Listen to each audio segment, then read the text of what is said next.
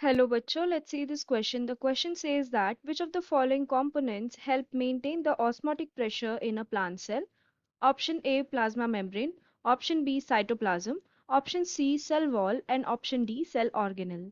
तो इस क्वेश्चन में हमसे पूछा है कि इन चार ऑप्शंस में से कौन सा ऐसा कंपोनेंट है जो एक प्लांट सेल के अंदर ऑस्मोटिक प्रेशर मेंटेन करने में हेल्प करता है। तो इस क्वेश्चन में जो की कंसेप्ट है that is regarding the osmotic pressure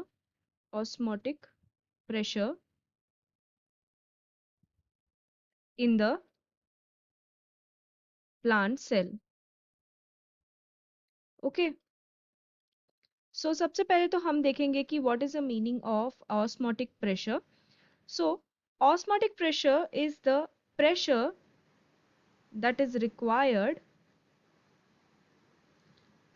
required to stop water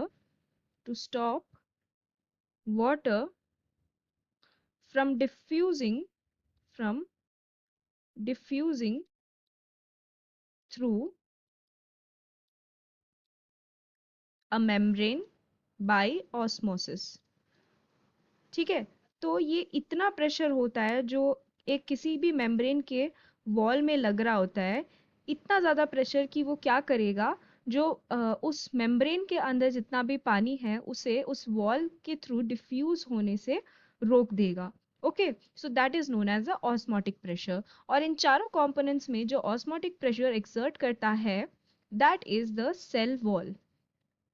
Cell wall is a layer that is present around the plasma membrane। Plasma membrane के अराउंड ये सेल वॉल का लेयर प्रेजेंट रहता है। ठीक है, एंड ये क्या करता है कि सेल के अंदर, एक प्लांट सेल के अंदर जितना भी फ्लूइड कंटेंट रहता है उसको उसके वी कैन से कि उसके लेयर के अराउंड इतना प्रेशर एक्सर्ट करता है कि इस सेल के अंदर जितना भी फ्लूइड कंटेंट है वो वहीं पड़ा रहे। एज अ रिजल्ट वो क्या करता है, उस पर्टिकुलर प्लांट सेल की टेंसाइल स्ट्रेंथ को मेंटेन करके रखता है। ओके, एंड साथ ही साथ उसको प्रोटेक्शन भी प्रोवाइड करता है because it is the outermost layer of a plant cell. तो we can say that the correct answer for this question will be option C. अगर दूसरे ऑप्शंस की हम बात करें, फॉर एग्जांपल ऑप्शन ए में हमें दिया है प्लाज्मा मेम्ब्रेन। तो प्लाज्मा मेम्ब्रेन भी एक लेयर है that is around the cytoplasm of the cell,